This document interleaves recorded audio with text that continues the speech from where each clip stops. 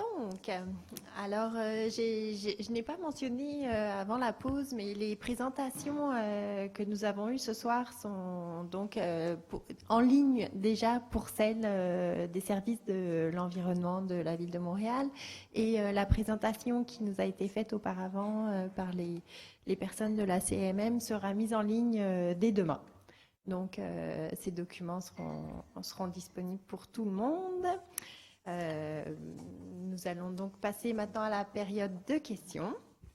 Alors, quelques règles de rappel. Donc, avant d'inviter les personnes inscrites sur la liste à s'exprimer, le fonctionnement de la période de questions sera comme suit. Je demanderai à chaque personne de s'identifier clairement et de nommer, s'il y a lieu, l'organisme qu'elle représente.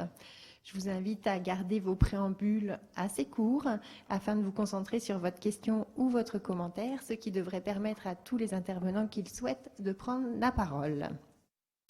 Vos questions doivent être adressées à la commission et au besoin, nous redirigerons nous-mêmes vers les personnes qui pourront répondre à vos questions. Comme il y a beaucoup de monde ce soir et notamment certaines personnes derrière moi, les personnes qui sont sur notre liste et qui sont actuellement assises derrière les commissaires seront appelées à se présenter au lutrin devant de façon à ce qu'on puisse échanger en se regardant dans les yeux. Alors, je vais inviter pour la première personne pour ces questions, Madame Hélène Lauzon, qui est présidente directrice générale du Conseil du patronal de l'environnement du Québec. Alors, je ne sais pas si Madame Lauzon est... Non. Bon, alors on va continuer. La seconde personne sur la liste est Madame Coralie Denis, directrice du Conseil régional de Montréal. Ah ben, c'est parfait. Alors bonjour messieurs, Bonjour. dames. Donc Coralie Denis, je suis directrice du Conseil régional de l'environnement de Montréal et puis ça me fait plaisir d'être là aujourd'hui. J'aurais un commentaire qui se traduit par une proposition concernant le processus, puis après sur plus le contenu.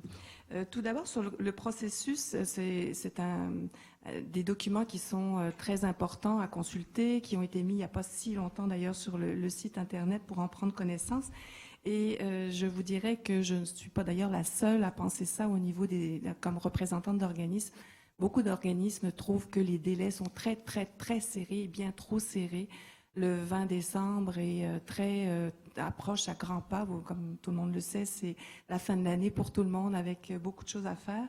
Et donc, c'est trop court pour avoir le temps, étant donné l'importance de ce dossier-là, pour s'y pencher, faire une analyse et des réflexions et aussi des propositions qui seraient intéressantes pour la commission, nous pensons. Alors, juste vous dire qu'il y aura probablement une lettre qui vous sera acheminée collective pour faire une demande de prolonger. Et nous, notre idéal, ça serait jusqu'au 20 janvier. Alors, je comprends que ça déplacerait vos bâtonnets rouges, mais ça serait très apprécié pour être capable de faire l'exercice. Pour la question des questions sur le contenu, je vous dirais que au niveau des objectifs, c'est très intéressant. C'est sûr que de vouloir une agglomération zéro déchet en 2030, on ne peut être que pour ça. Bien évidemment, il y a à la fois les orientations, les actions, mais aussi les mesures qui devront être prises en conséquence pour s'assurer d'y arriver en 2030. Et en ce sens-là, j'aurais quelques commentaires, questions. Premièrement, sur la question des matières organiques, de façon générale, vous faites référence aux infrastructures qui sont déjà en cours de construction ou les octrois de contrats, etc., pour la biométhanisation et le compostage. De ce que l'on avait compris, ces infrastructures-là ne pourraient répondre qu'à 60% des matières générées par le monde résidentiel et non pas par aussi les ICI. Donc, on est loin du 100% nécessaire. Or, dans votre calendrier, on voit que ça s'arrête en 2022, alors qu'il faudrait avoir une réflexion selon nous. Alors, c'est pour la suite des choses, qu'est-ce qu'on fait avec les matières organiques pour s'assurer de ce 100%-là? La question des boues, dans le même ordre d'idée, les boues de stations d'épuration, on a compris qu'il y avait des incinérateurs qui arrivaient à la fin de leur vie utile, mais pas tout de suite. J'ai cru comprendre que c'était plutôt dans une dizaine d'années. Alors, ma question, c'est de savoir comment on va arriver pour s'assurer que les boues, qui sont des quantités quand même assez conséquentes en termes de matière organique, seront valorisées pour aboutir aux objectifs de 2030. Le point aussi que je voulais amener, c'était sur les ICI.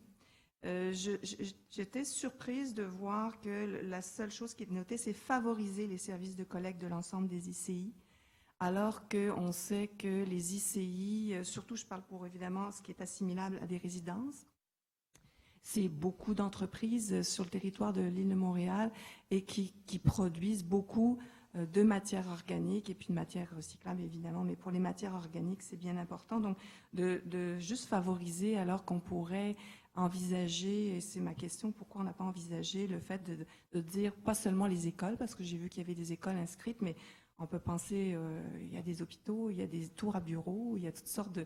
Donc, de faire en sorte que ces organisations-là, qui sont des ICI, aillent vraiment de l'avant avec une mise en place d'un processus pour qu'en 2030, on atteigne vraiment les résultats. Alors, je n'ai pas de commentaires encore précis, puisque je me réserve évidemment l'analyse plus précise pour le mémoire que l'on déposera, j'espère, en janvier.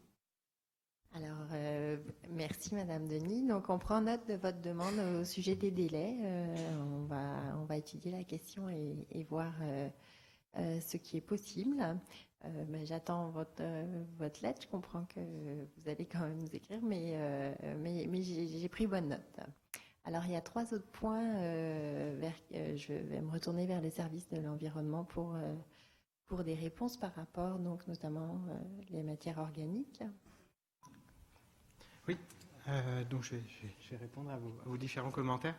Le premier concernant les matières organiques et les infrastructures. Il est certain qu'aujourd'hui, on traite déjà des matières organiques via des contrats. Donc, est-ce qu'il y a un enjeu de traitement de capacité de traitement, une fois qu'on aura nos 2 infrastructures en place? Non, du fait de la complémentarité des traitements. Sans oublier que les infrastructures en question vont être de propriété d'agglomération, avec une capacité d'optimiser ces processus. On sait que l'exigence de capacité qu'on a demandée au niveau contractuel, il est certain qu'il y a toujours une petite marge à l'intérieur de ces capacités de traitement contractuelles. Comme ce sont des infrastructures villes, on aura le levier pour aller chercher des capacités additionnelles. Ça, c'est pour l'enjeu de capacité de traitement. Sur le deuxième, qui était les boues, effectivement, les incinérateurs sont vieillissants. Il y a un travail qui est fait de planification. Il n'y a pas d'action concrète sur la période 2020-2025, j'entends, en termes d'infrastructure, mais il y a quand même des études qui sont prévues pour effectivement, sur la deuxième période, voir ce qui sera plus optimal. Puis il y a plusieurs options sur la table qui sont étudiées. L'amélioration, le renouvellement ou la rénovation des incinérateurs existants ou d'autres filières. On pense en particulier à la biométhanisation potentiellement.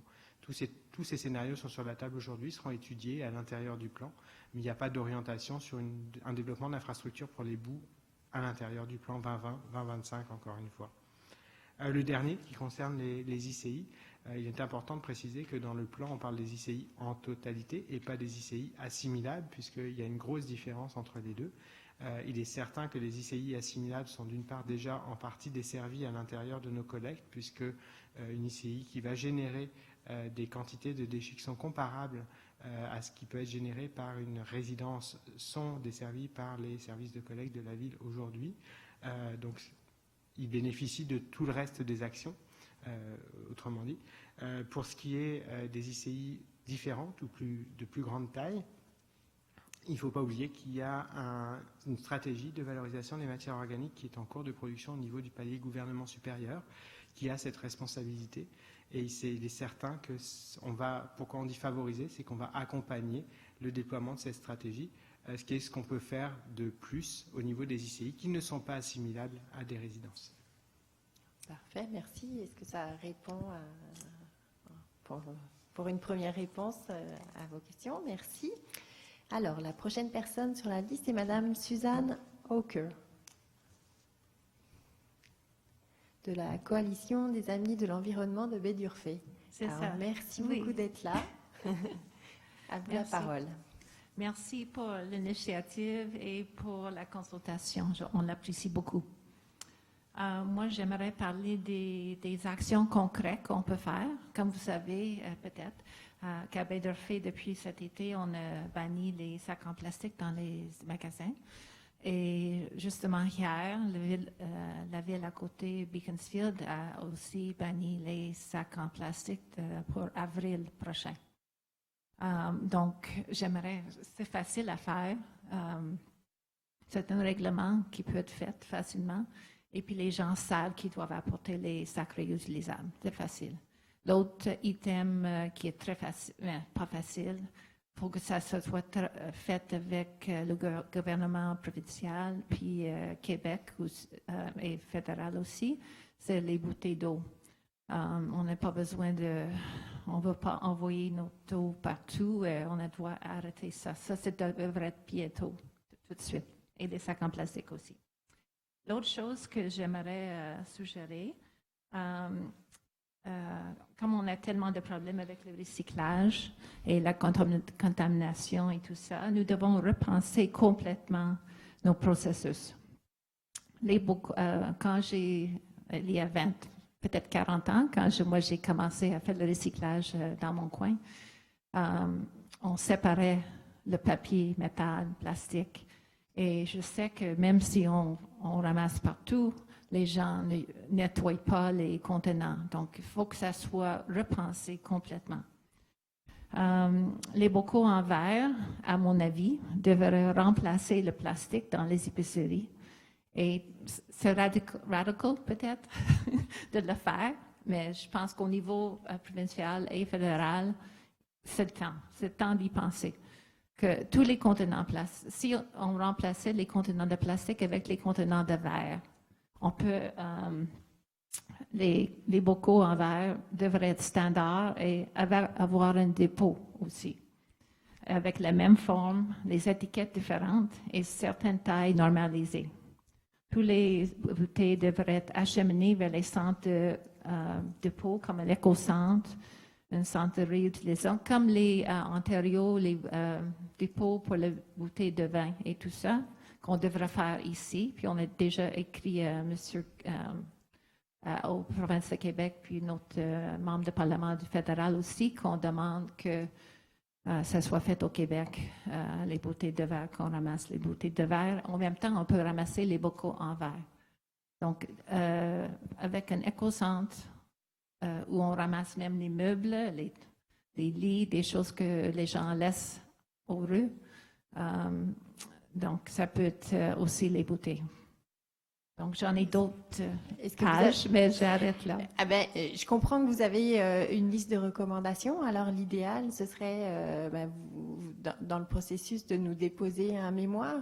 Oui, je vais le faire. Je vais sûrement le faire. Merci beaucoup. Ce serait vraiment l'idéal. Est-ce que Okay. vous avez une question plus précise ce soir ou c'était plutôt des commentaires à aller plus loin que vous Est-ce que mentionner? la ville a une idée, ou l'agglomération a une idée quand ils peuvent bannir les sacs en plastique et les bouteilles d'eau à usage unique en plastique? OK. Donc, est-ce que vous pouvez nous identifier déjà les actions qui touchent peut-être à ces aspects dans le PDGMR? En fait, comme présenté précédemment, l'analyse de l'encadrement réglementaire adéquat, il est prévu dès 2020, donc dès la mise en œuvre du 2020, courant 2020, quand le plan sera adopté. On va pas initier le travail préalablement à son adoption, mais effectivement, c'est l'une des actions prioritaires du plan. Parfait. Donc, bientôt. Merci. Donc, on attend votre mémoire dans les prochaines semaines. Merci, madame. Alors, la prochaine personne est madame Julie Lévy, une citoyenne de l'agglomération. Madame Lévy est là? Bon. Alors, la prochaine personne est madame Maryse Vermette, qui est la présidente directrice générale d'Éco-Entreprises Québec.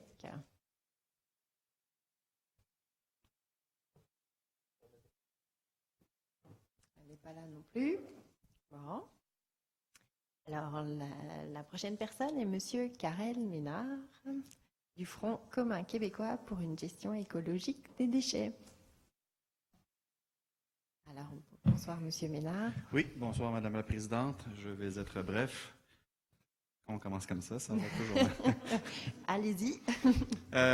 Tout d'abord, j'aimerais commencer. On appuie la demande du Conseil régional de l'environnement de Montréal et des autres organismes qui vont signer la lettre demain là, pour le report du dépôt des mémoires. Ma question concerne l'élimination. Je comprends que c'est bien de dire qu'on a un lieu d'enfouissement sanitaire, un lieu d'enfouissement technique sur le territoire de la CMM qui va fermer dans une dizaine d'années. En fait, ça va être l'autorisation qui va être échue. Donc, le promoteur Enviroconnexion aura tout loisir, s'il veut, de présenter une demande d'agrandissement. Donc, je comprends que mettre de la pression pour qu'ensuite on décide de réduire à la source, c'est une bonne chose, mais je ne vois pas nécessairement cette option-là comme étant tout à fait bloquée au niveau de l'élimination.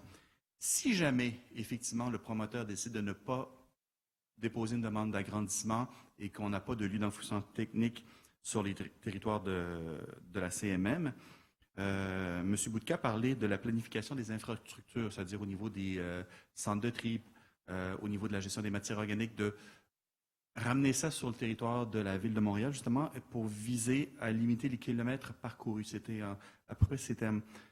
Si jamais on n'a pas de capacité d'élimination sur le territoire de Montréal et de la CMM, il va toujours y avoir, comme ça a été dit, des matières résiduelles qu'on ne pourra ni réduire à la source, réutiliser, recycler ou valoriser, ce qu'on appelle le déchet ultime. On parle d'environ 15% de façon optimale. On pense aussi au rejet des centres de tri, environ 10%. Donc, il va toujours y avoir cette nécessité de pouvoir, d'avoir un lieu pour disposer ces matières-là. Et là, je vois rien. C'est-à-dire, si jamais il n'y a rien de prévu d'envisager sur le territoire de la CMM et idéalement sur le territoire de la Ville de Montréal, pour limiter justement les transports et l'émission de gaz à effet de serre, c'est-à-dire que les Montréalais vont exporter leurs matières résiduelles à l'extérieur du territoire. Donc, iniquité interrégionale, on va exporter des déchets, donc ce n'est pas vraiment la solution optimale. Et aussi, on va produire des gaz à effet de serre. Donc, pourquoi il n'y a pas cette porte ouverte ou semi-entrouverte pour qu'on puisse commencer à penser, éventuellement à réfléchir, à implanter un lieu d'enfouissement technique uniquement pour les déchets ultimes, donc des déchets qui sont à toute fin pratique inertes, il n'y a pas de matière organique, il n'y a pas de matière recyclable, juste pour disposer de ce qu'on n'aura pas pu réduire, réutiliser, recycler, composter. Parfait, merci. Alors, bonne question. Excellente question, même. Premier point, pourquoi on priorise la réduction à la source pour retarder cette question et la réponse qui va avec? Non, je plaisante. Non, c'est une priorité. Je rappelle quand même que la réduction à la source n'a pas juste pour objectif de pallier à l'absence de lieu d'élimination, mais c'est avant tout une vertu environnementale et économique quand on voit l'augmentation des coûts de gestion des matières résiduelles qui est documentée. Ça, c'était le premier point. Sur la filière d'élimination, j'en ai parlé dans le travail de recherche qui a été mené sur les filières de valorisation ou d'élimination qui pourraient être envisagées. Et j'ai aussi évoqué que cela prenait à peu près 10 ans pour déployer des infrastructures. Donc, autrement dit, pour répondre à la question de M. Ménard, oui, il est prévu que les études soient intégrées à l'intérieur des travaux de recherche qui vont être menés. Le lieu d'élimination, l'enfouissement technique ne demande pas beaucoup de recherche, mais on s'entend que c'est la dernière filière qui doit être favorisée. Donc avant tout ça, il faut regarder toutes les options qui peuvent être à l'étude. Sur le déploiement d'un lieu d'enfouissement technique, le temps devrait jouer en notre faveur, puisque la réduction à la source réduisant finalement ou éloignant la date de fermeture de ce fameux lieu d'enfouissement technique. Parfait, merci. Ça répond à votre question. Merci. Merci beaucoup. Donc, la prochaine personne est Monsieur Reda Kabaj. Est-ce que Monsieur Kabaj? Oui. Oui, bonsoir. Bonsoir. Je me présente, Reda Kabaj. Je suis fondateur de Concordia Cleantech et aussi membre d'un centre de recherche de l'Université de Columbia à New York pour la valorisation des matières résiduelles. Ma question est concernant les matières résiduelles plus spécifiquement.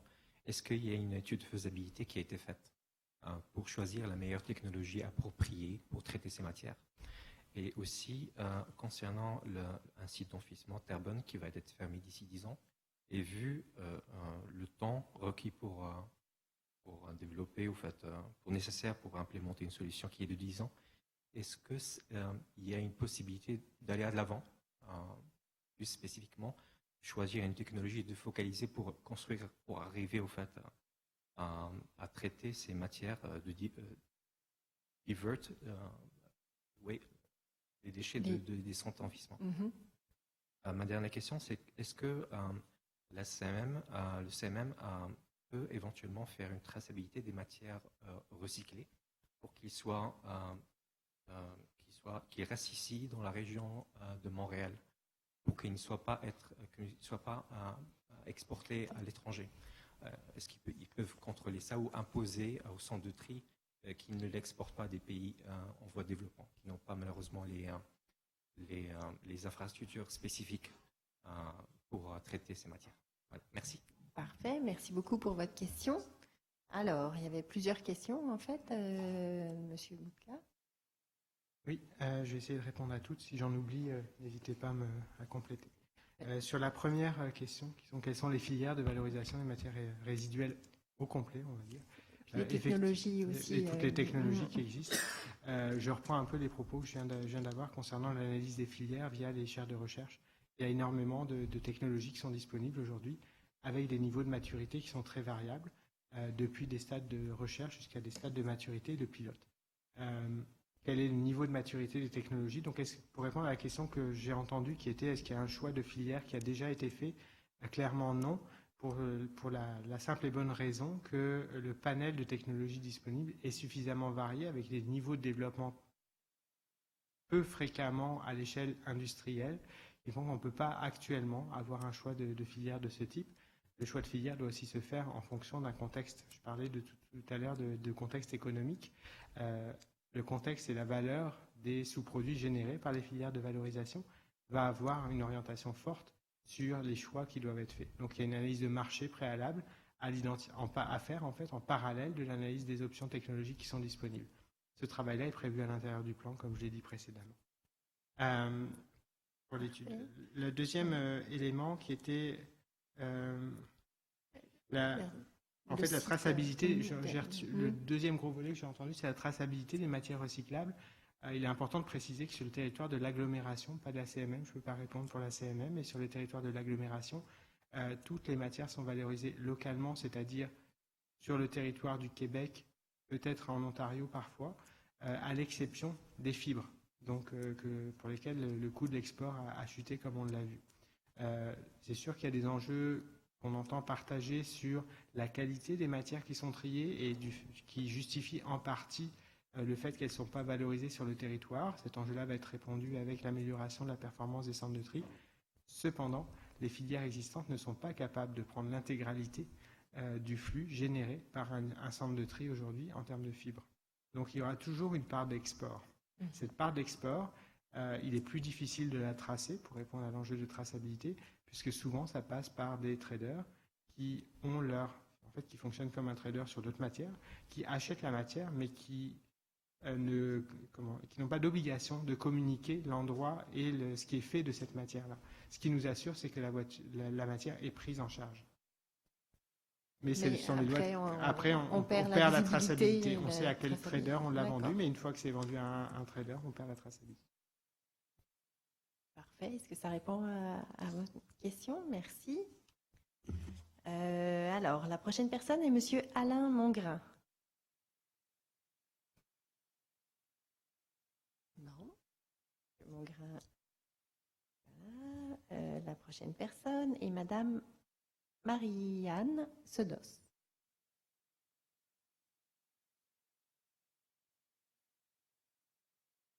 Non plus. Alors, la prochaine personne est Monsieur Charles-David Mathieu Poulain.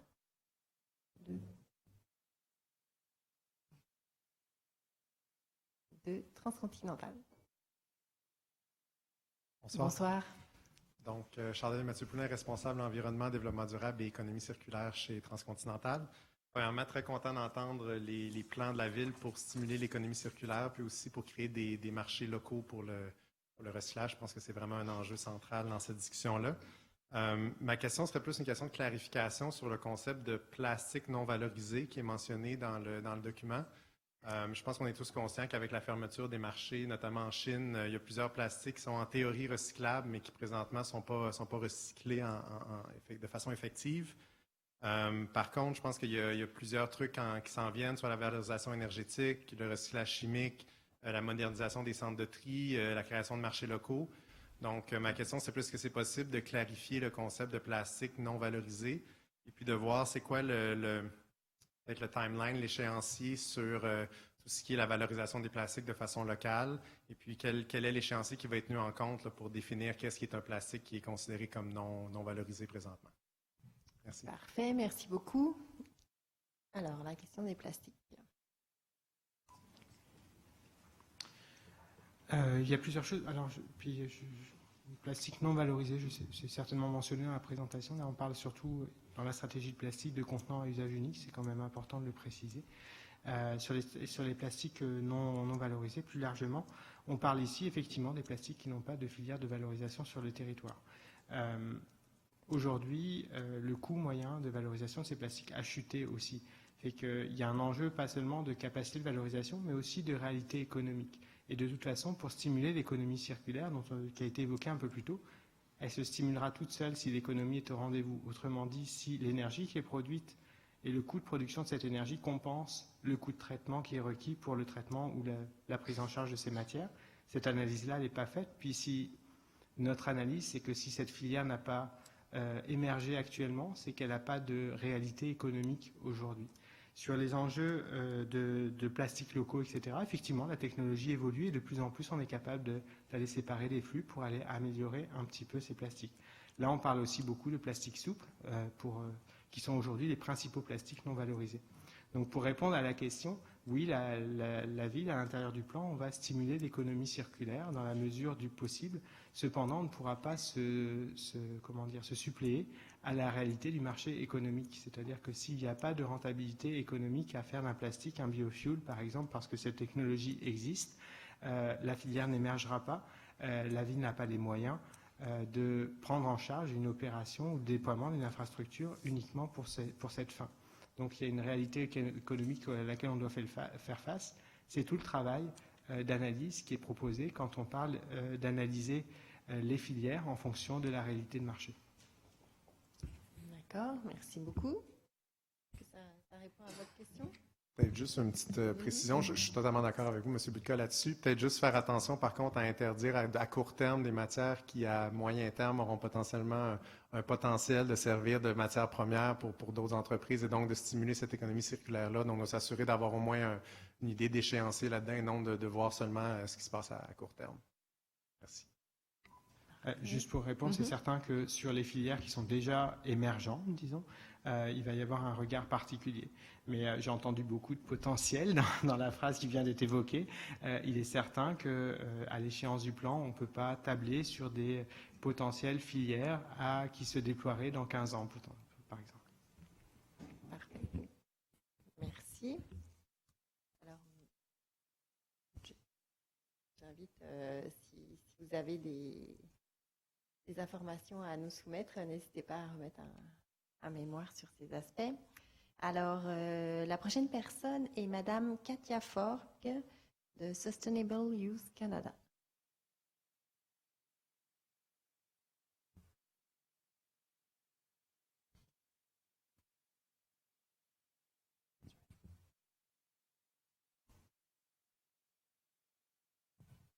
Alors, bonsoir. Bonsoir. Donc moi, je suis Katia, la co-directrice de Sustainable Youth Canada ou Écosystème Jeunesse. C'est une organisation qui fait ses débuts à Montréal, puis on travaille avec les écoles sur des projets environnementaux, notamment par rapport au compost. Donc, je suis contente d'apprendre qu'en 2025, qu'on est dans toutes les écoles. Je me demandais si il y avait un volet d'éducation aussi qui était planifié dans les écoles, parce que d'implémenter du compost dans les écoles, c'est bien, mais il faudrait aussi que les gens sachent qu'est-ce qui se composte ou qu'est-ce qui se composte pas. Ma deuxième question, je crois qu'elle a déjà été touchée, mais je ne suis pas sûre d'avoir compris exactement la réponse. J'ai regardé les chiffres du plan qui disait, je crois sur la deuxième diapositive, que c'était 55, ouais, 55% des déchets qui sont éliminés en ce moment sont organiques. Et de ça, j'ai fait les calculs et ça donnerait environ 164 000 tonnes par année.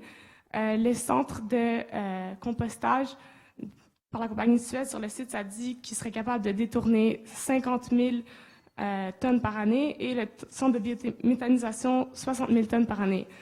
Ce qui manque quand même 50 000 tonnes par année à détourner des sites d'enfouissement. Donc, je me demandais comment vous comptez atteindre vos cibles. Merci. La capacité des centres vis-à-vis de la quantité de matière organique. Donc, il y avait la première question sur, comme vous voulez, soit sur l'éducation au compostage dans les écoles. Je vais prendre les deux avec plaisir. Oui. La première question sur l'éducation dans les écoles, il est certain que le travail de planification, il n'y a pas le détail des actions, c'est dans une présentation synthétique, mais le travail de déploiement, on le fait conjointement avec les commissions scolaires. Ce qui veut dire qu'évidemment, il y a un volet d'éducation, d'accompagnement à l'intérieur de ce déploiement. Ce n'est pas juste la distribution de bacs et la fourniture du service. On est vraiment dans une démarche conjointe de planification avec les commissions scolaires. C'est important de le préciser. Et donc incluant de la formation, de Exactement. l'information au niveau de tous les Exactement. intervenants dans les écoles. Et d'ailleurs, les enfants. cette planification est structurée au regard du niveau de maturité de chacune des écoles. Donc c'est pour ça qu'on parle de planification, puisqu'il faut que le niveau de maturité à l'intérieur même de l'école soit important, en particulier au regard déjà du tri des matières recyclables, par exemple. Donc c'est un palier à franchir avant de pallier l'étape suivante, qui est les matières organiques, et d'accompagner ce pas supplémentaire.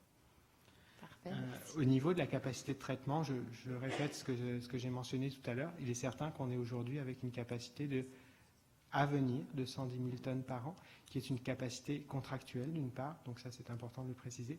Par ailleurs, on traite déjà de la matière organique aujourd'hui à hauteur de 100 000 tonnes actuellement.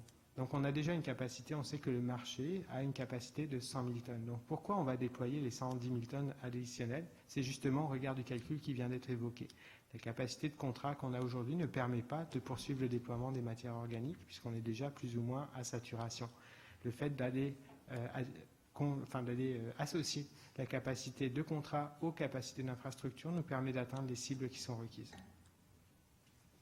Parfait, merci beaucoup. Est-ce que ça répond à votre question, à vos questions?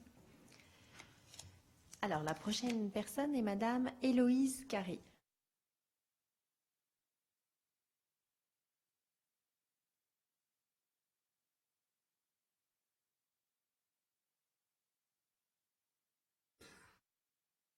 Bonjour, moi c'est Loïs Carré. Je viens à titre individuel parce que j'ai regardé tantôt le plan.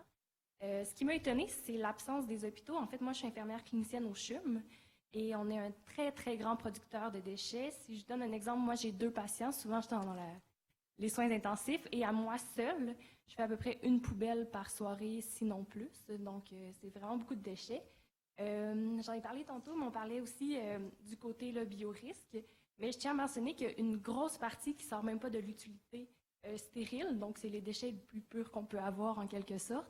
Donc, c'était juste l'absence des hôpitaux que j'ai trouvé assez particulier. Parfait, merci beaucoup. Alors, merci d'être là comme citoyenne impliquée. Monsieur Boutcal. Alors, les hôpitaux ne sont pas absents, ils sont inclus dans les institutions, c'est important de le préciser. Un volet ICI. Exactement, on a présenté les priorités. C'est certain que la priorité revient aux écoles. Donc, on cible les écoles pour les raisons évoquées plutôt de levier d'éducation et de sensibilisation que représentent les écoles. Les hôpitaux sont à même les institutions, donc oui, ils sont intégrés à l'intérieur du plan. Pas spécifiquement cités dans la présentation, mais à l'intérieur du plan. Parfait, merci. Donc, vous allez pouvoir le dire.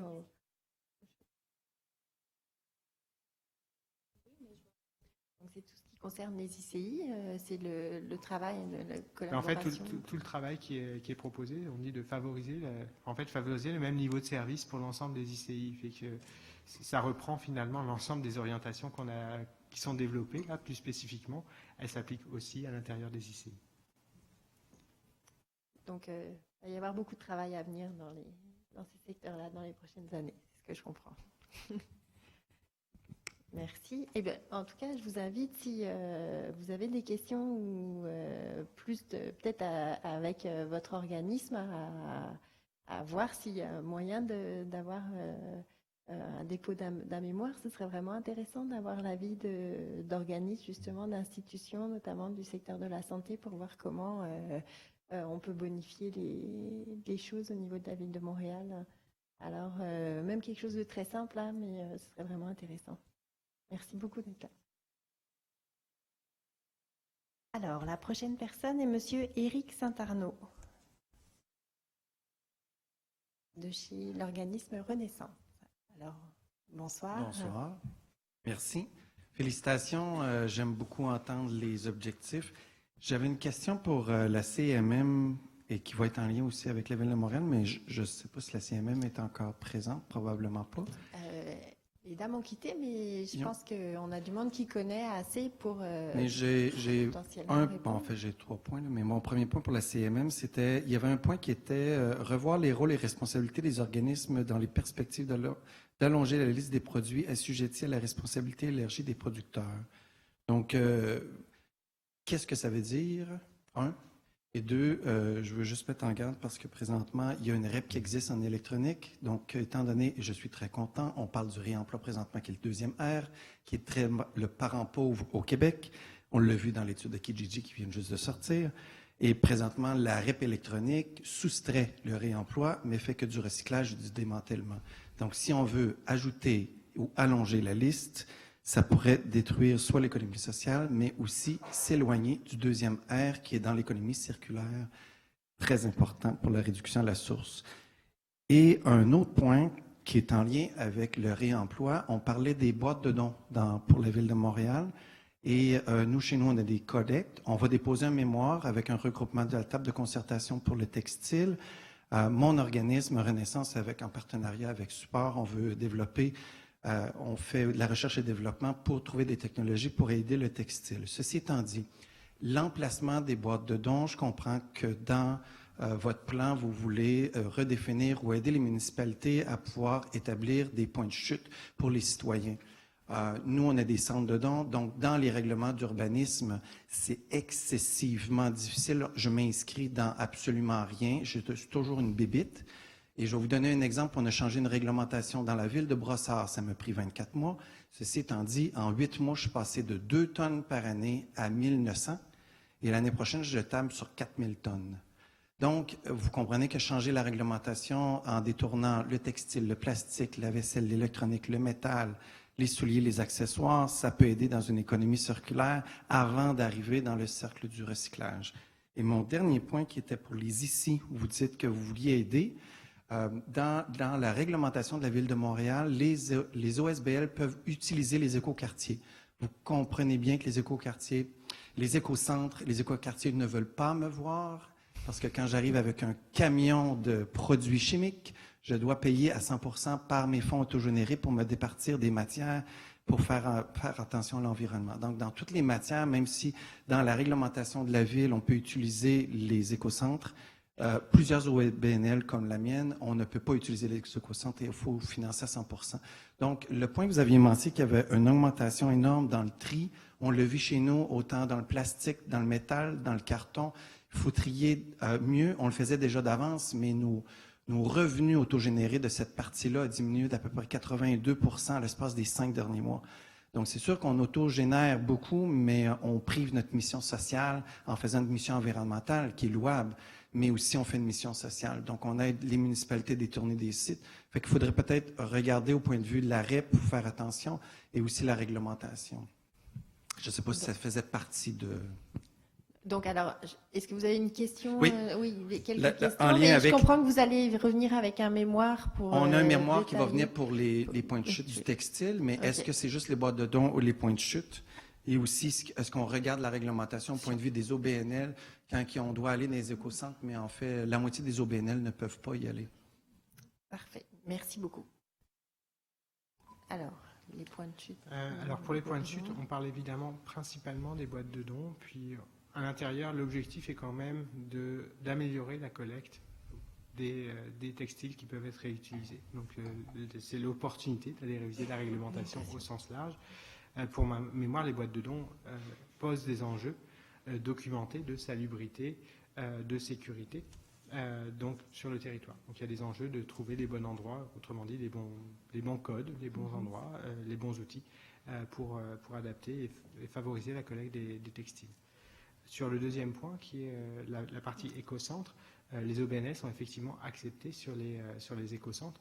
L'enjeu est effectivement économique. C'est certain que supporter le coût d'un camion plein de matières dangereuses à même les budgets de fonctionnement de la ville pose un enjeu. Donc ils sont tout à fait acceptés, mais facturés à la hauteur des volumes. Donc si le volume dépasse une certaine quantité, ce volume est facturé pour prendre en considération effectivement cet effet de volume. Parfait. Alors, je ne vois plus le monsieur. Oui, voilà. Est-ce que ça répond à votre question ou...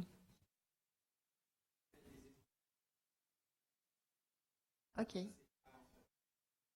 Alors, de cueillette.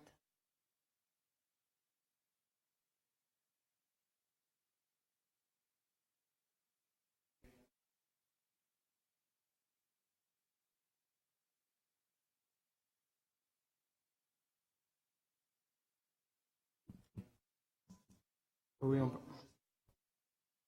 on parle bien des points de collecte. On va peut-être changer le vocabulaire. Là. On parle bien des points de collecte. Et les points de chute, pour les mêmes raisons, sont réglementés aussi pour les mêmes raisons de salubrité. On s'entend que les points de chute, même s'ils ne sont pas isolés, amènent le dépôt d'un certain nombre de matières et posent des enjeux de salubrité de l'espace public. Parfait. Merci. Alors, je vous invite à nous faire part de vos commentaires et de vos demandes via un mémoire. Ce sera très intéressant de discuter de ces aspects. Alors, la dernière personne que j'ai sur la liste est Madame Agathe Mertz du GRAM.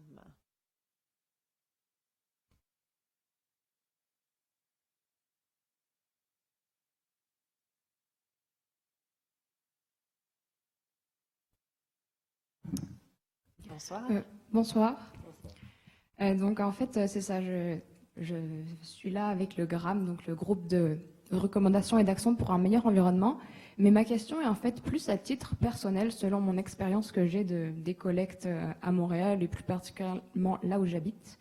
Donc ça fait plusieurs années donc que j'entends que le compost se déploie, puis j'attends vraiment d'avoir mon compost chez moi.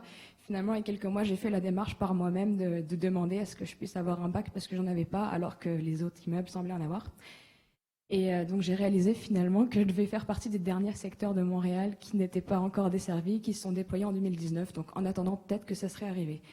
Toujours est-il que quelques semaines après, ce sont les bacs de recyclage qui sont arrivés. Puis en parlant avec mes voisins, j'ai réalisé qu'ils étaient un peu vraiment mêlés avec tous ces bacs qui arrivaient. Compost, recyclage, puis finalement je constate qu'ils ne les utilisent pas vraiment, c'est vraiment compliqué pour eux. Et donc dans les mesures que vous voulez mettre en place dans le plan directeur, vous avez évoqué un aspect éducation. Et je me demandais si cet aspect éducation serait vraiment serait pour les écoles, mais est-ce que pour les citoyens il y aurait vraiment quelque chose qui serait vraiment pensé pour les citoyens de tout, comment dire. Des gens comme...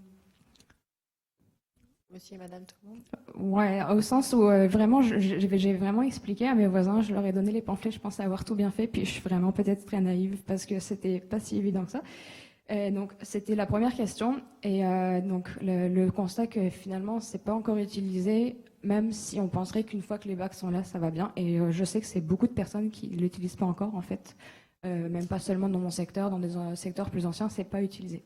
Et l'autre question, c'était plus par rapport au fait qu'à Montréal, dans les différents territoires, en fait, il y a des endroits où il y a la collecte qui est sur une base volontaire et d'autres sur une base obligatoire.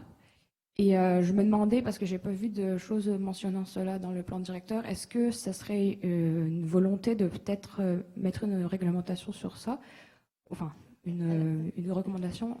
Quand Quand vous dites sur une base volontaire versus sur une base obligatoire, que la collecte serait quelque chose de volontaire, que les gens, s'ils veulent utiliser leur bac à compost, ils l'utilisent.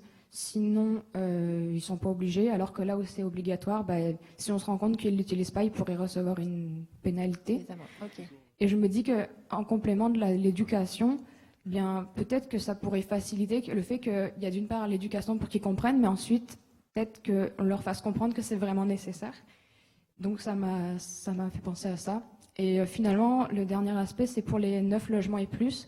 Donc il y a des projets pilotes qui sont en cours, puis je vois qu'il y a vraiment une volonté pour que ça se déploie. Et je me disais que c'est certain qu'il ne faut pas qu'on lâche cet aspect-là, parce qu'il y a beaucoup de logements quand même qui sont 9 et plus, puis les enjeux de salubrité sont quand même pas toujours présents. Puis je connais beaucoup de personnes qui ont la volonté pour le coup de composter, qui eux le feraient, mais qui ne peuvent pas. Puis je trouve ça quand même dommage. Alors je me disais peut-être que pendant le déploiement, on pourrait avoir un lieu où ces gens-là, après il ne faudrait pas que ce soit trop loin de chez eux, c'est comme les écocentres, plus c'est loin, moins c'est utilisé, mais où les gens pourraient quand même composter s'ils veulent contribuer le temps que ça se déploie.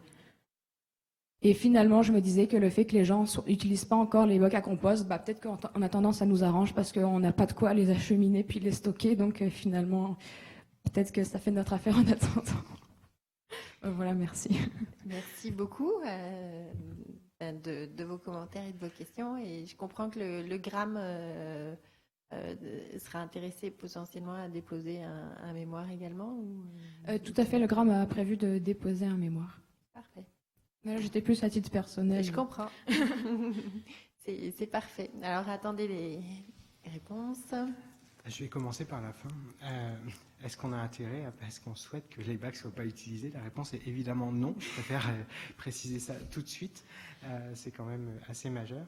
Sur le taux d'utilisation des bacs, on en est complètement conscient. Ça a été d'ailleurs évoqué tout à l'heure dans la présentation quand on parlait d'optimiser les bacs qui étaient d'ores et déjà distribués. Il est certain qu'il y a eu une distribution. Le déploiement passe par une distribution d'abord. Il y a une première sensibilisation. Et après, c'est toujours bien de repasser. Je vais aussi insister sur l'importance de la sensibilisation et de l'éducation à l'intérieur du plan. Et quand ce sujet-là est abordé, on parle ici de l'intégralité des catégories de déchets, donc les matières recyclables, bien sûr, clarifier le message là-dessus, mais aussi sur les matières organiques, les bons trucs pour éviter, pour maximiser finalement le taux de participation. On va le présenter comme ça. Le constat qu'on fait aussi, c'est que parfois les outils de collecte ne sont pas adaptés au cadre bâti, j'en avais parlé tout à l'heure. Donc tous les tests pilotes qui ont été évoqués ne concernent pas juste les 9 et plus, concernent plus globalement des cadres bâtis variés pour adapter les outils de collecte au cadre bâti et aux contraintes de ce cadre bâti. Il est certain que dans un 9 logements et plus, c'est difficile d'avoir 3 bacs à l'intérieur de son domicile. Par contre, quand on est dans une unité unifamiliale, c'est une approche qui est plus facile. Donc il va falloir avoir des adaptations. On ne peut pas avoir sur le territoire de l'agglomération un outil qui est performant sur l'intégralité du territoire. Donc ce travail-là, en fait, pour répondre à la question, il y a 2 axes de travail qui sont conjoints, qui vont mener à améliorer la situation. Il y a évidemment les actions de sensibilisation, mais il y a également le travail autour des outils de collecte pour adapter l'outil de collecte à la réalité du cadre bâti. Pour la partie collecte volontaire et obligatoire, là aussi, juste une petite clarification. La collecte et la participation à la collecte, ou du moins le bon geste de tri, est réglementé par une réglementation qui est sur le territoire de la ville, donc qui s'applique à l'intégralité des citoyens. Donc je ne pense pas qu'il y ait de distinction entre des collectes qui seraient obligatoires et non obligatoires. Parfait. Donc là, alors, juste pour clarifier ce point-là, notamment pour moi, actuellement, c'est... Un règlement municipal définit quelle matière doit aller dans quel bac, pour tout le monde. Parfait. Et donc, on n'est pas supposé mettre nos matières organiques dans les déchets qui vont à l'enfouissement. C'est réglementé. Dans la mesure où on est déployé, je parlais du déploiement des 8 logements et moins, il est certain que pour des 9 logements et plus qui n'ont pas encore d'outils de collecte, ce serait un peu... malvenu d'aller demander de collecter les matières organiques. On est d'accord. Donc, on est déjà dans une base normalement obligatoire. Ça répond à votre question? Oui, d'accord. Donc, si c'est obligatoire, je suppose que si c'est pas respecté, il y a quelque chose qui est prévu par rapport à ça. Il y a des améliorations à faire. C'est ce qu'on dit. Et donc au niveau de l'éducation, c'est un des points du plan d'action Effectivement, sur laquelle vous allez insister. Souvent l'enjeu de participation est lié à l'enjeu de compréhension ou alors à l'enjeu de nuisance. Il y a deux éléments. Ou alors le ça va où, là, la fameuse application de Recycle Québec pose bien la question qui se pose quotidiennement pour chacun d'entre nous, de savoir dans quel flux je dois le mettre, et une clarification de ce message-là dans un premier temps. Dans un deuxième temps, en particulier pour les matières organiques, il y a l'enjeu de nuisance qui peut limiter la participation à la collecte des matières organiques qu'il faut lever via de la sensibilisation et de l'éducation sur les bonnes pratiques pour maîtriser ces nuisances. Parfait. D'accord. Et dans le plan présentement, il n'y avait aucune mention sur obligatoire. Donc ça, mettons, c'est quelque chose que vous avez quand même pensé de ce que je comprends? Ou alors c'est quelque chose que... Dans le fond, c'est pas à l'intérieur du plan parce que c'est déjà en vigueur. C'est le règlement inclut déjà le fait que c'est obligatoire. Ok, donc pour ceux qui ont accès à ce type de collecte-là. Donc j'imagine que ça fera partie des recommandations qui pourraient être faites, mais c'est certain que, en tout cas, ça serait quelque chose à améliorer, j'imagine, à appuyer plus. Et j'en profite pour faire une dernière remarque par rapport à la taille des bacs qui sont distribués. Également, j'ai pas de précision pour l'instant sur les types de bacs distribués, mais a priori, lorsque c'est donné aux citoyens, on leur donne pas le choix. Et je voulais savoir, est-ce qu'il y a des critères qui déterminent quelle quantité le volume des bacs qui sont fournis selon les ménages. Donc, effectivement, la nature des bacs est définie dans le règlement aussi, toujours le même, le règlement sur la collecte, premièrement. D'autre part, pourquoi aujourd'hui le choix n'est pas donné? D'une part, parce qu'on s'adresse à un cadre bâti qu'on espère assez homogène, de 8 logements et moins, qui doit aussi, les outils de collecte doivent aussi permettre d'être collectés tout simplement par les camions. Donc il y a aussi des contraintes de type de bac qui peuvent être collectés aujourd'hui au vu de la flotte de camions qui existe. Donc il y a un certain nombre de contraintes, le cadre bâti d'une part, et d'autre part le règlement en place. Donc c'est certain qu'aujourd'hui, effectivement, les bacs qui sont distribués sont assez homogènes. Il a été évoqué tout à l'heure qu'on va adresser des cas de bâtis bien plus variés et que là, le type d'outil de collecte va être adapté. Ok. Une dernière question? Ouais, je sais pas une question, j'espère que je ne dépasse pas trop. C'était par rapport aux enjeux de salubrité. Le fait qu'un bac soit grand, ça donne l'impression qu'il faut le remplir beaucoup, ce qui fait qu'on le laisse traîner plus longtemps avant de le déposer, puis ça laisse plus les mouches, etc. se développer. Donc finalement, le fait que ce soit plus petit, il me semble que d'emblée, ça facilite peut-être les enjeux de salubrité. Ça facilite aux gens de se rendre compte qu'en fait, il n'y a pas besoin d'attendre que le bac se remplisse pour le mettre dehors. Enfin, en tout cas, c'est une remarque, mais... Merci beaucoup pour votre attention. Merci pour votre témoignage. Merci d'être venu ce soir. Alors, bon, ça clôt la liste que j'avais, mais étant donné qu'il y a plusieurs personnes qui ne sont pas présentées, je me demandais s'il y avait des gens qui ne s'étaient pas inscrits et qui auraient des questions ou des commentaires à ce stade-ci qui souhaiteraient intervenir. Alors, je ne vois pas la personne. Donc, ok. Alors, on va commencer. La personne qui est ici, si vous voulez bien vous avancer au lutrin et puis donner votre nom ou organisme.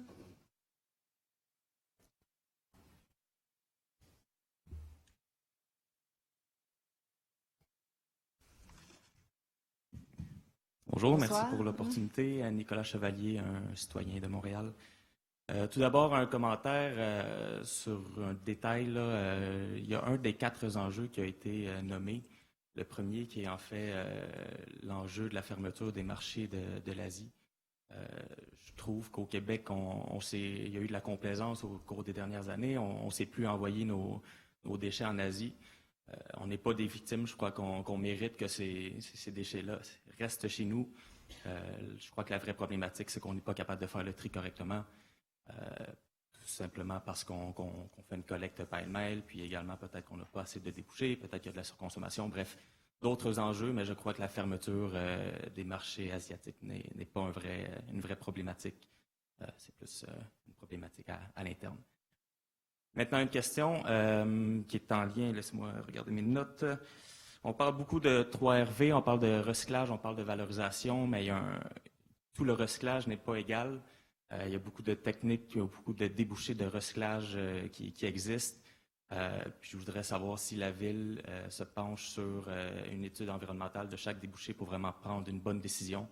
Je pense à la question du verre qui m'intéresse beaucoup. Éco-entreprise Québec a parlé de beaucoup de débouchés, de recyclage. Il y a des débouchés qui sont beaucoup moins intéressants. On parle de sandblasting, on parle du sable de filtration pour les piscines. C'est des recyclages qui sont pas très intéressants à mon sens, contrairement à du recyclage en nouveau verre ou comme l'inclure dans du béton comme agent pouzzolanique. Je voulais savoir si la Ville allait faire une étude de chaque débouché, de chaque matière pour être sûr de mettre les infrastructures qu'il faut pour arriver à un recyclage qui a de l'allure pour pouvoir amener ces débouchés, les débouchés les plus intéressants.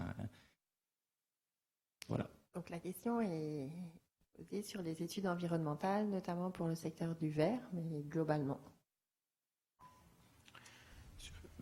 Globalement, sur le secteur du verre, c'est un sujet qu'on travaille conjointement avec EEQ, donc ça tombe très bien qu'Éco-entreprise Québec, qui est là d'ailleurs, soit cité. Effectivement, on travaille les filières en partenariat avec ceux qui connaissent ces fameuses filières.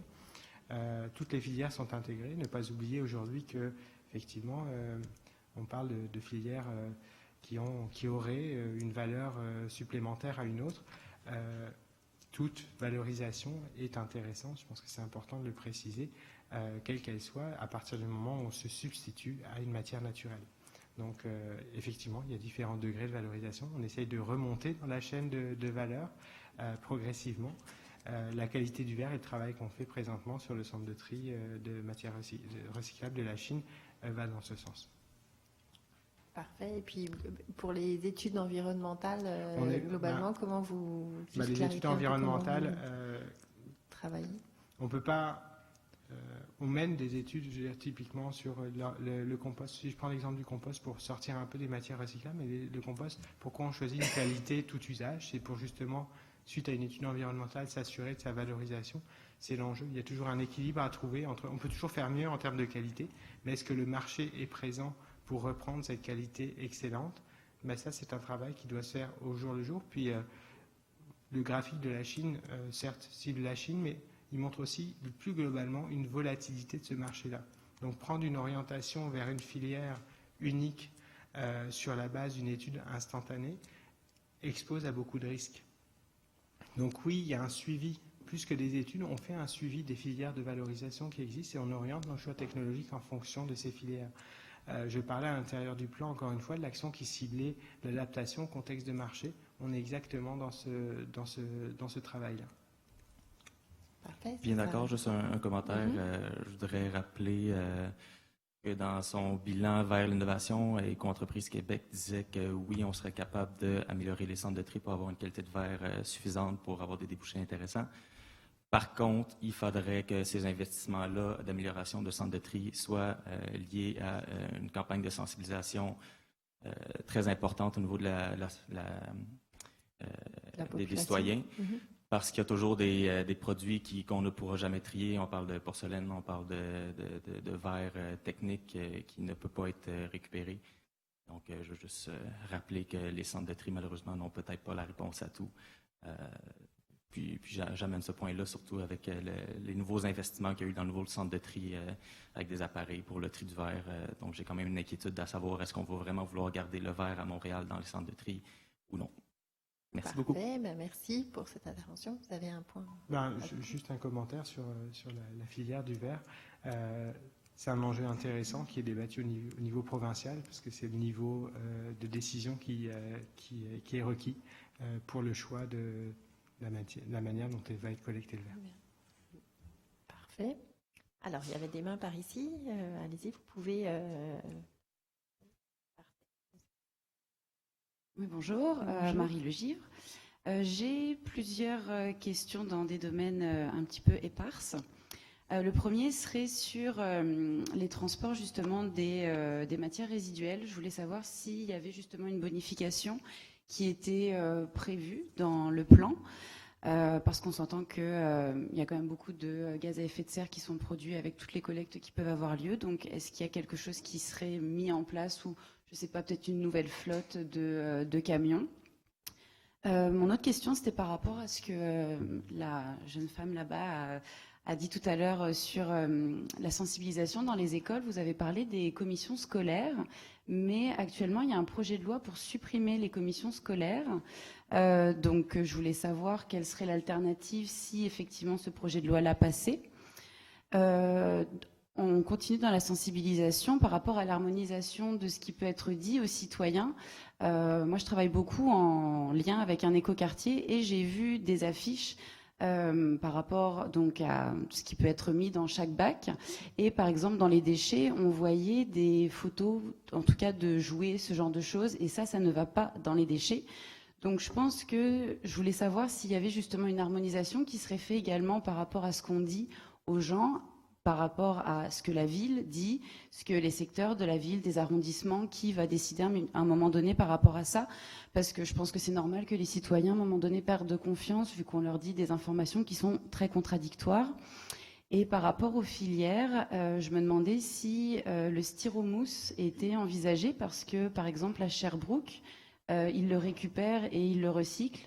Donc, je pense que ça pourrait être intéressant, en tout cas, de suivre cette filière-là également à Montréal, parce que c'est une des matières qui est quand même très, très utilisée actuellement.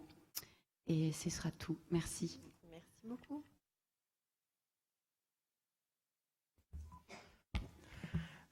Encore moi. Le transport des marchandises, des matières résiduelles. Un peu. Pour les enjeux de transport des matières résiduelles au sens large, oui, clairement, c'est intégré à l'intérieur du plan. Il y a plusieurs éléments qui vont contribuer à la réduction des gaz à effet de serre en lien avec le transport des matières résiduelles. Le premier, je reviens un petit peu sur les priorités de la réduction à la source. C'est certain que moins on en aura à transporter, moins on aura de gaz à effet de serre émis. Le deuxième, c'est à l'intérieur des contrats. On a évoqué tout à l'heure la transition qu'on souhaitait faire à l'intérieur des contrats sur des outils, qui a été évoqué à l'instant, à plus faible émission de gaz à effet de serre. Donc on travaille avec les prestataires de services et les fournisseurs à ce niveau-là. Et afin de ne pas déstabiliser le marché, il faut quand même être réaliste sur la capacité du marché à faire un virage vers des outils de collecte adéquats. On demande un plan de réduction de gaz à effet de serre à l'intérieur des contrats. Donc on l'adresse d'une part via la réduction à la source, d'autre part par la gestion contractuelle qu'on peut avoir. Le dernier élément, qui est peut-être moins clair, en tout cas, c'est le déploiement des infrastructures sur le territoire. Aujourd'hui, le centre de tri de matières recyclables de l'Ouest, avec un centre de tri dans l'Est, ça a amené une réduction des kilomètres parcourus pour le transport des matières recyclables. Dans le cas des matières organiques, on n'a pas évoqué aujourd'hui les filières qui existent. Donc il y a 4 centres de compostage avec lesquels il y a des contrats pour le traitement des matières organiques. Ces centres sont à l'extérieur du territoire de l'agglomération. Il est certain qu'en déployant des infrastructures sur le territoire de l'agglomération, on va réduire les kilomètres associés. Donc voilà pour le premier point. Donc, pour conclure, c'est un enjeu majeur du plan directeur gestion des matières résiduelles. Je pourrais résumer ça comme ça. Au niveau je vais commencer par le styromousse. Le styromousse, aujourd'hui, il y a 2 écocentres qui sont équipés d'infrastructures pour accepter et traiter le styromousse. On peut considérer ça comme des pilotes. En fonction du taux de sollicitation, c'est des infrastructures qui pourraient se voir développer. Ne pas oublier, encore une fois, vous allez me retrouver un petit peu répétitif, mais que la priorité est quand même de réduire à la source, en particulier les contenants à usage unique. Beaucoup de ces contenants à usage unique sont composés de styromousse. Donc la pérennité de cette filière dans une planification qui prévoit une réduction des contenants à usage unique est à regarder. Le dernier point, en ce qui concerne donc les affiches de ce qui peut être recyclé ou pas. Premier point, les jouets. Je me permets de préciser que s'ils ne sont pas réutilisés, ne peuvent pas être recyclés. Ce ne sont pas des matières recyclables, donc ils vont effectivement dans les déchets. Évidemment, on parlait de réemploi tout à l'heure, la filière à valoriser pour les jouets est typiquement le réemploi. Si cela n'est pas possible pour plein de raisons, on a beau... effectivement, c'est du plastique, mais ce n'est pas forcément du plastique recyclable. Donc ça, c'est important. Les commissions scolaires, oui, merci. J'ai des petits mouchards qui me rappellent les points que j'oublie. C'est parfait. Au niveau des commissions scolaires, effectivement, on travaille avec eux. Si elles venaient à disparaître, il y aurait toujours un organisme qui serait à définir, mais qui coordonnerait l'ensemble des infrastructures scolaires et avec qui on prendrait, avec qui on travaillerait pour coordonner cette planification. Parfait, merci. Ça répond à vos questions. Alors, je m'excuse. Il y avait la dame là, et puis on va finir par il y a encore une personne là-bas. Ouh là là, il y a plusieurs mains qui. Alors, oui, allez-y. On va dire les 4 dernières et c'est fini là. Allez-y. Bonsoir. Donc mon nom est Aurore Courtier-Boineau. Je représente l'organisme Café et Restaurant pour l'environnement La Vague. Donc soyez assurés que nous avons l'intention de remettre à mémoire, même si nous aimerions beaucoup co-signer la lettre, parce que nous avons également été un petit peu surpris des délais le mois de décembre et surtout pour les commerçants, restaurants et cafés que nous représentons, un moment très, très difficile en termes de temps.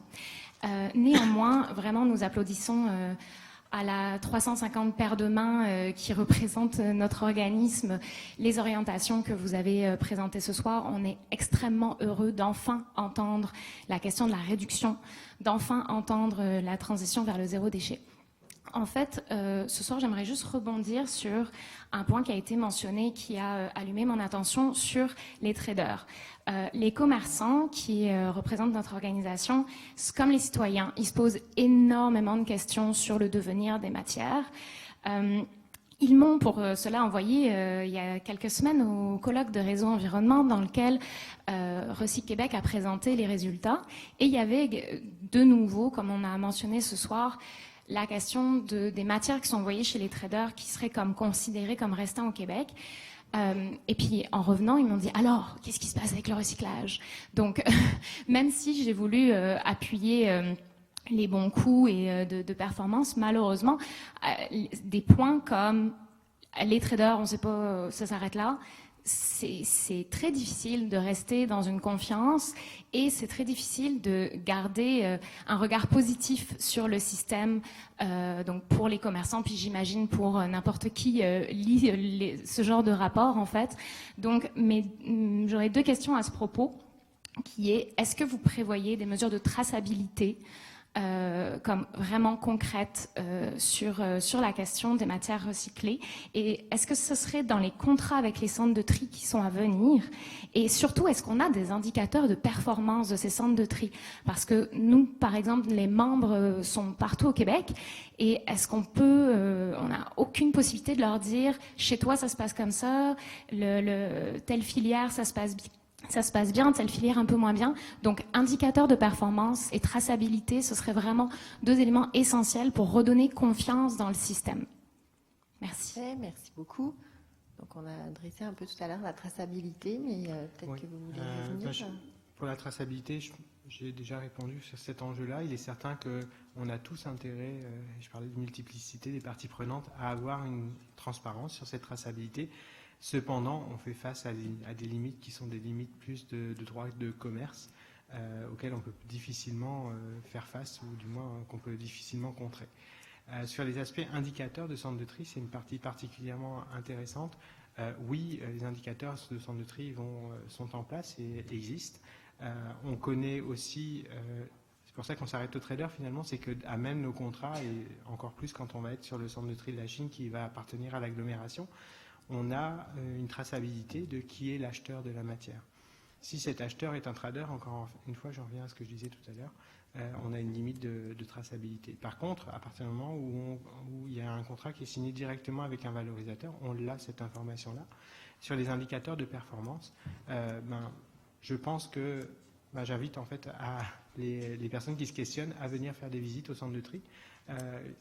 Les indicateurs opérationnels sont là sur le taux de détournement, sur le taux de refus, sur la qualité de ce qui se passe à l'entrée. Il y a des campagnes de caractérisation régulières qui sont faites sur les matières réceptionnées, les matières triées et les matières valorisées. Donc, on a une traçabilité, en tout cas de performance opérationnelle qui existe. Parfait. Est-ce qu'elle est publique Oui, c'est ça, exactement. Merci. Ou pas? En fait, on le fait dans nos bilans de gestion des matières résiduelles très régulièrement. Le niveau de détail n'est peut-être pas le niveau de détail souhaité, mais on répond à toutes les questions quand elles se posent. Il n'y a pas d'enjeu ici sur la traçabilité. On a communiqué récemment sur quelle matière allait où à l'occasion de diverses présentations. Parfait. Donc, sur des zones précises, on peut vous écrire pour savoir comme... On répond à des demandes médias régulièrement sur le sujet, donc oui, effectivement. Mais ce serait peut-être un point à rajouter pour voir comment avoir accès à ces informations-là. Merci. Alors, il y avait Monsieur Labbé.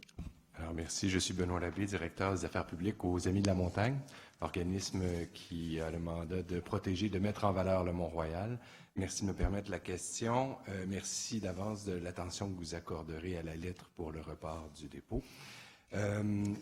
Le Mont-Royal, avec 5 millions de visiteurs par année, est un des grands pôles. Là, je parle évidemment du parc principal du Mont-Royal parce que, comme vous le savez, il y a aussi le parc Outremont, le sommet Tiohtià:ke, il y a la ville de Westmount qui fait également partie du parc du Mont-Royal.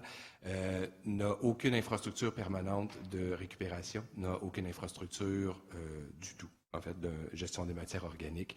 Et donc, le parent pauvre des parcs de Montréal et le reste des parcs ne s'en tire guère mieux. Notre meilleur système de gestion des matières résiduelles, c'est le raton laveur, pour tout vous dire. Et donc, la question est très simple. Dans le volet de la croissance du recyclage hors foyer, est-ce qu'il y a des sites priorisés? Est-ce qu'il y a des lieux, en fait, qui ont été identifiés pour ce volet-là? Merci. La planification pour le hors-foyer va être faite en fonction de l'achalandage, donc c'est la bonne nouvelle pour le parc du Mont-Royal. Et puis, je remercie d'avance les ratons laveurs pour le recyclage des matières organiques qui va beaucoup nous aider. Donc, alors, on pense que le Mont-Royal devrait être dans les parcs qui vont être adressés. Excellent. Alors, j'avais 2 dernières questions, je pense, à ma droite. Alors, je ne sais pas, la personne qui est debout, si vous voulez vous approcher, puis j'invite la deuxième personne à se préparer. Et on finira avec ça. Alors, bonsoir. Bonsoir, Nathalie Bureau, je viens à titre personnel. En fait, j'avais une question par rapport au qu'est-ce qui était prévu pour l'objectif de réduction du gaspillage alimentaire de 50% d'ici 2025. Il y a 2 semaines, j'ai eu l'occasion de parler avec quelqu'un qui était responsable d'un OBNL qui participait à redistribuer des invendus alimentaires actuellement. Puis il me disait qu'en ce moment, ils sont déjà à pleine capacité. Donc, puis en voyant les coûts 2020, en fait, 2 millions de dollars par année, je voulais savoir c'était quoi qu'est-ce qui était rattaché à ça, c'était quoi les mesures concrètes qui étaient mises de l'avant pour détourner, parce que 50%, c'est énorme, là. Je comprends que c'est sûrement des restaurants, épiceries, etc., dont on détournerait les invendus alimentaires.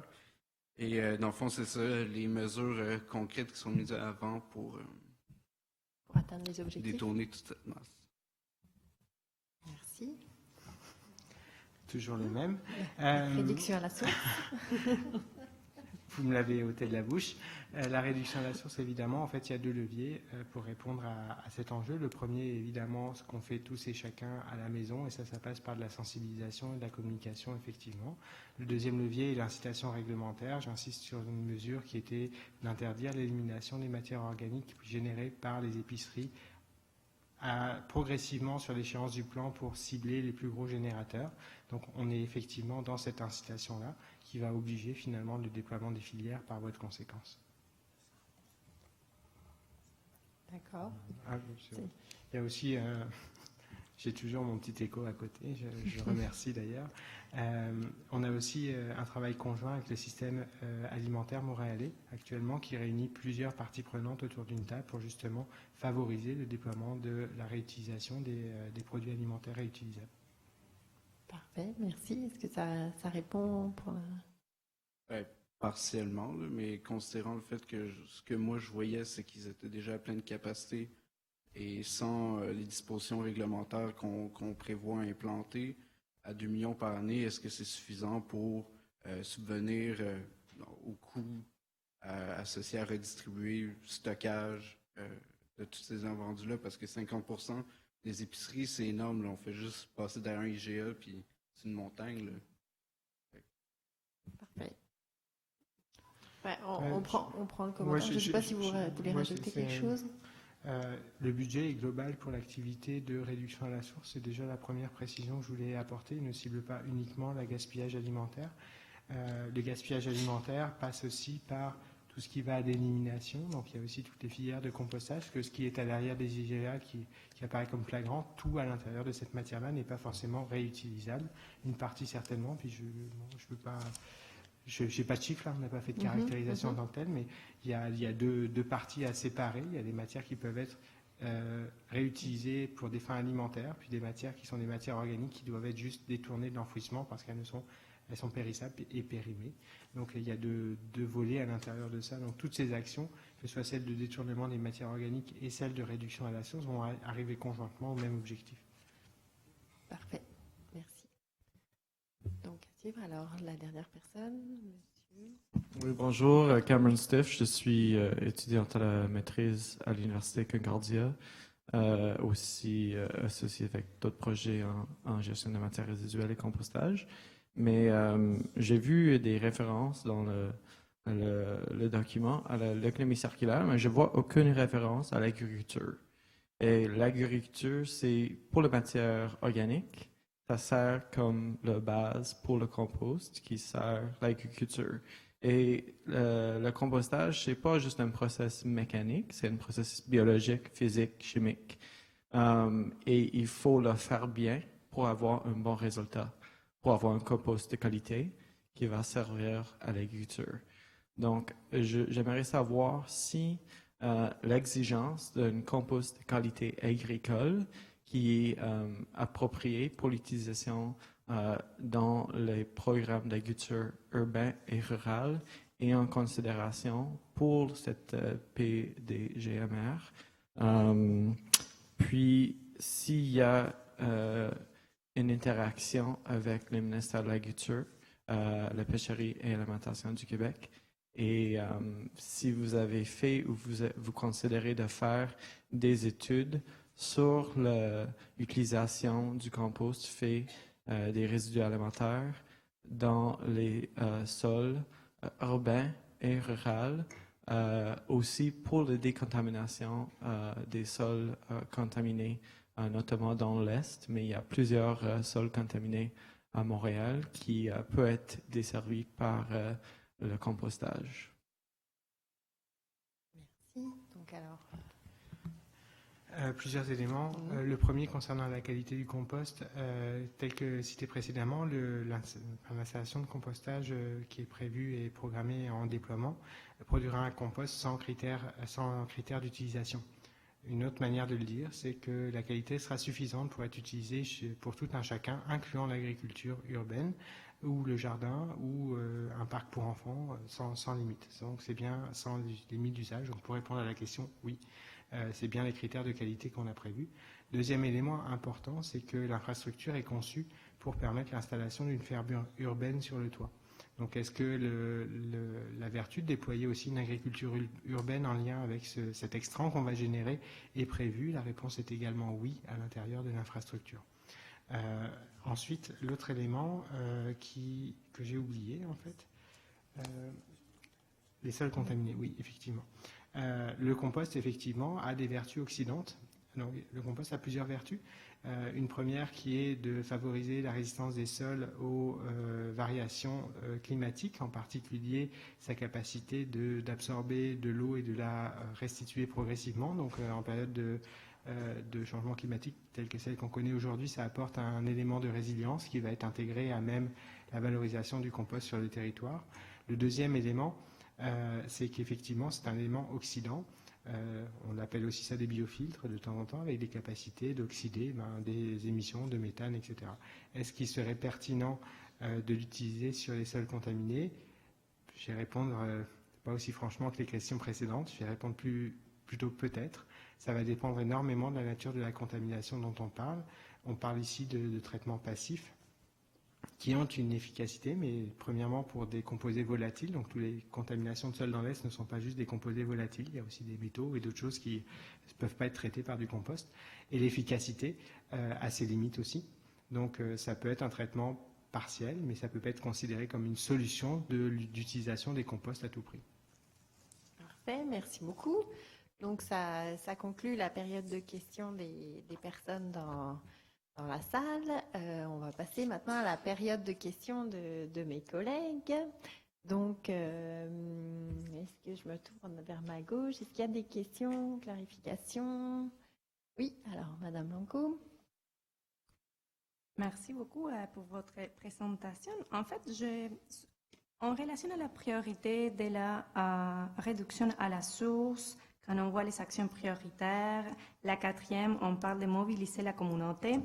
Le dernier point, c'est indiqué étudier la dimension de l'écofiscalité dans la gestion des matières résiduelles. En fait, je voulais savoir si vous pourriez nous parler un petit peu plus davantage de ces points-là.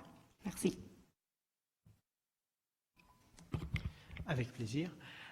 Donc, en fait, l'enjeu pourquoi c'est plusieurs éléments à l'intérieur de ça. Il est certain que l'écofiscalité est un outil qui montre ses efficacités, qui est plutôt un outil de type coercitif. Est-ce que la volonté est d'aller vers une coercition dès maintenant? Non. Il y a beaucoup de travail, on en a parlé plusieurs fois, puis plusieurs parties prenantes en ont témoigné ce soir. Il y a beaucoup de travail à faire sur la sensibilisation, l'éducation dans un premier temps. Dans un deuxième temps, comment inciter des changements de comportement? Peut-être qu'il y a des outils d'écofiscalité qui pourraient être intéressants. Je prends l'exemple tout récemment publié de la ville de Vancouver qui, pour réduire l'utilisation des contenants à usage unique, a choisi de tarifer les gobelets de café, par exemple. Au lieu de les interdire, elle les tarifie. Est-ce que c'est le bon outil? Est-ce que c'est la bonne méthode? Je n'ai pas de bonne réponse aujourd'hui, mais c'est en ce sens qu'il est fait mention d'écofiscalité à l'intérieur de cette priorité. Parfait, merci. Alors, il y avait M. Normand, Mme Tousineau et après. Merci. On a parlé des ICI en général et plus particulièrement, on s'est attardé aux institutions, notamment les écoles et par la bande les hôpitaux. Puis pour ce qui est des commerces, on a parlé de particulièrement le détournement des matières organiques, des commerces et des épiceries. Je me demandais à quoi on pouvait s'attendre en termes de détournement des matières organiques pour les grandes industries sur le territoire montréalais particulièrement.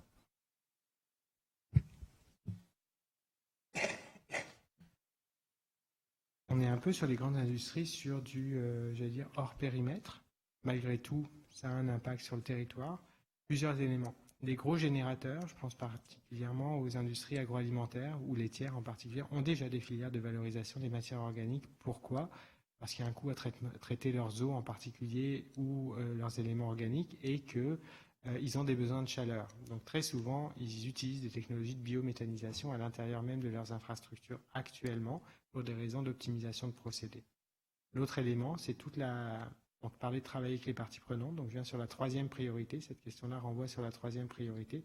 Comment est-ce qu'on va travailler avec le ministère de l'Environnement pour inciter le détournement des matières organiques ou la valorisation des matières organiques dans des industries, disons-le, c'est le 3e I du ICI. C'est en travaillant justement avec eux sur la stratégie de valorisation des matières organiques qui sont en cours de déploiement. Merci, Madame Tousineau. Merci, Madame la Présidente. Alors, j'ai deux questions. En premier, je m'excuse pour ne m'avoir pas présenté en premier. Je suis la mairesse de la ville de Bay-Durfee, puis je suis une des villes sur l'île de Montréal. Alors, mes questions sont un peu dans ce genre-là. Vous avez parlé tantôt, M. Boudka, que quand vous avez parlé des 3 priorités pour atteindre le zéro déchet, vous avez parlé que dans le cas de le CRD, c'était en fait l'objet de nombreuses actions par le passé, puis présente maintenant aujourd'hui des taux de valorisation proches des objectifs cibles.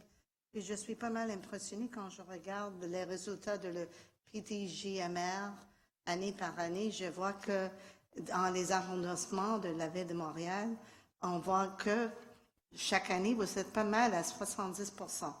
Dans l'ouest de l'île, il y a 8 villes liées, puis 3 arrondissements. Il semble que nous, on a beaucoup de succès dans le côté recyclage et organique. Nous avons arrivé à nos objectifs dans ce coin-là, puis on même surpasse dans certains cas.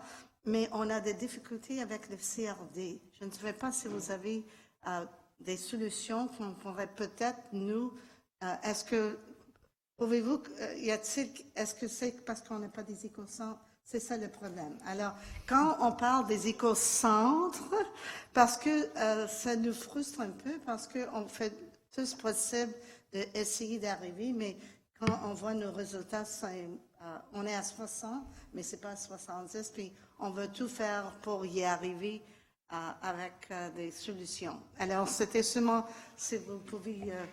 M. Budka se reposera pour celle-là.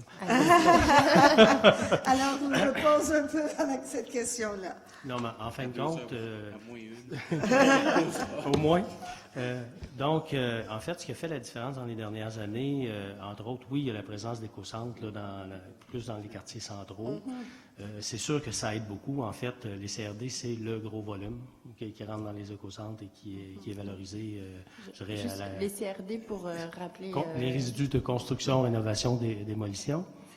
Dans les dernières années, ce qui a aidé beaucoup, c'est l'implantation de collectes spécifiques de CRD. Donc, il y avait un certain nombre d'arrondissements ou de territoires qui avaient des collectes spécifiques et d'autres non. Donc, ça a été systématisé, ce qui a fait en sorte qu'évidemment, on est allé chercher les derniers pourcentages pour atteindre l'objectif. Donc, ce sont les deux volets sur lesquels on a travaillé le plus dans les dernières années. Merci. Nous avons les collectes tous les mois, puis nous sommes allés de 34% à 60%, puis on ne peut pas y aller plus haut. Alors, c'est pour ça que je posais la question, si peut-être vous pouvez venir nous parler pour voir si on peut faire mieux. L'autre question, c'est que vous avez annoncé 4 séances de consultation, puis ils sont principalement ici. Je ne sais pas si c'est trop tard. Je vais te poser la question parce que je crois que dans l'Ouest, il y aura beaucoup de personnes qui viendraient aux séances. Puis comme vous avez vu, il y a des gens qui sont venus de la ville de Baderfield, puis ils sont partis de bonne heure à cause de soit prendre le train, que c'est déjà un peu trop tard. Il n'y a pas vraiment de façon de venir. Alors, s'il y avait un moyen, je pense que vous aurez beaucoup de commentaires de la population, même dans l'Ouest, qui apprécie beaucoup tous les efforts que vous faites avec le PTGMR, puis ils aimeraient s'embarquer de plus en plus pour trouver des solutions. Alors, je lance ça comme ça. Si c'est possible, ça serait beaucoup apprécié par les villes de l'Ouest de l'île. Merci. On est prêt à se déplacer sans problème. Donc, les services sont prêts. Nous, on va regarder comment on peut voir s'il y a la possibilité de se délocaliser vers l'ouest et vers l'est aussi, parce que je sens que mes collègues de l'est voudraient la même chose. Alors, merci Madame Soutineau. Il y a Monsieur Désiette qui avait une question. Merci beaucoup Madame la Présidente. Moi, j'ai une petite question, là, puis je ne serai pas trop dur, mais je veux la chance d'aller pouvoir répondre. Tantôt, il y a une mademoiselle qui a parlé des styromousses. Puis vous avez mentionné, M. Buca, comme quoi qu'il y avait 2 éco-centres en expérimental. Est-ce que je peux savoir c'est lesquels, les 2 éco-centres? En fait, c'est l'éco-centre La Salle et Saint-Laurent. Parfait. Merci. Parfait. Merci. Donc, ça clôt la période de questions pour ce soir. Alors, je remercie toutes les personnes qui se sont déplacées, qui ont pris le temps de venir nous écouter et puis poser des questions. Merci également à mes collègues. Je tiens à remercier donc les services techniques qui nous ont accompagnés, les services de sécurité et Madame Myriam Laforce, la recherchiste de la commission, pour l'organisation de cette soirée et puis de la consultation.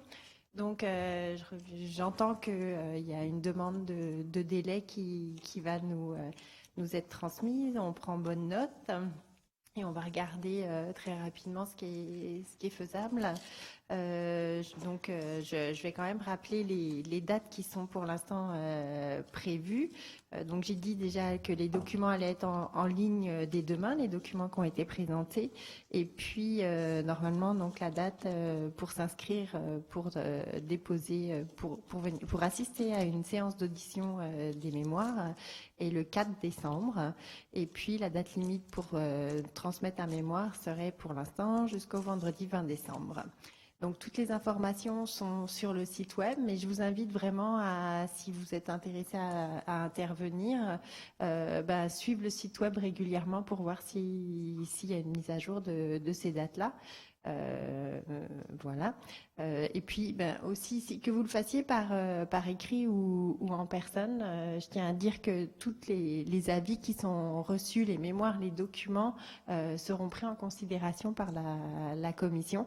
On apprécie beaucoup qu'il y ait des citoyens, des citoyennes qui prennent le temps de venir donner leur avis sur de tels plans. C'est important que tout le monde se l'approprie et puis le bonifie également. Alors c'est vraiment l'occasion, les séances de consultation, pour faire cet exercice-là tous ensemble. Donc j'arrête avec les dates là. Et puis c'est ça. Je vous invite tous à suivre les informations sur le site web des commissions du coup. Et puis je vous remercie beaucoup d'être venus, d'être restés jusque là. Merci au service de l'environnement pour votre présentation et toutes les réponses que vous nous avez apportées. Alors bonsoir à toutes et à tous et au plaisir de vous revoir très bientôt. Je propose Madame Blanco et Monsieur Desiel, la partie formelle que